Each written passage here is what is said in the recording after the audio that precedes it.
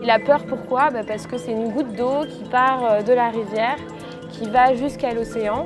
Et une fois qu'elle arrive devant l'océan, elle a peur de se perdre dans l'immensité. Et la finalité, c'est qu'elle ne va pas se perdre, mais plutôt devenir l'immensité et devenir l'océan. Devenir océan, c'est un mélange entre un travail de portrait aquatique que je réalise entre les rivières, les bassins et l'océan, et comparer ce qu'on vit au contact de l'eau et un voyage intérieur.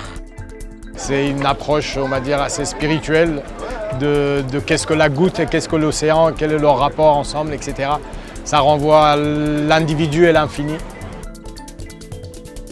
Dans le cadre du Festival de l'Océan organisé par l'OTU Ouest, Réunion Métis participe à travers une exposition des photos d'Aline Escalon qui sont immergées sous l'eau et accompagnées du son de Arashka, Under the Water.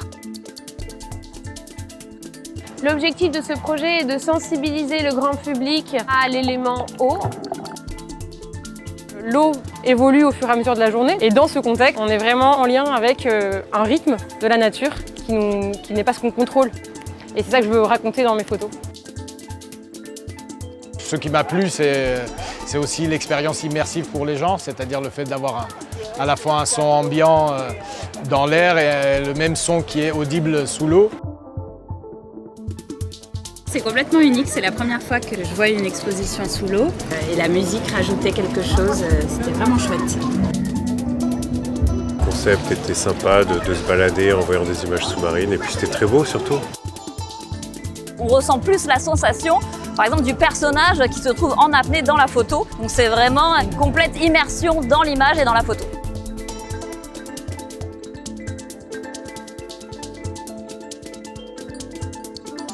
L'objectif de l'intervention, c'était justement de pouvoir échanger et faire part des différents points de vue, que ce soit à la fois des scientifiques, des gestionnaires d'espaces protégés et puis des artistes qui veulent transmettre un message à travers leur art.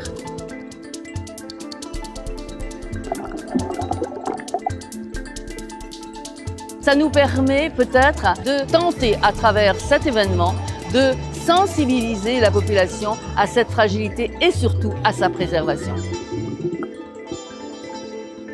Et c'est beau pour moi de voir un résultat d'un parcours auquel j'ai cru en fait.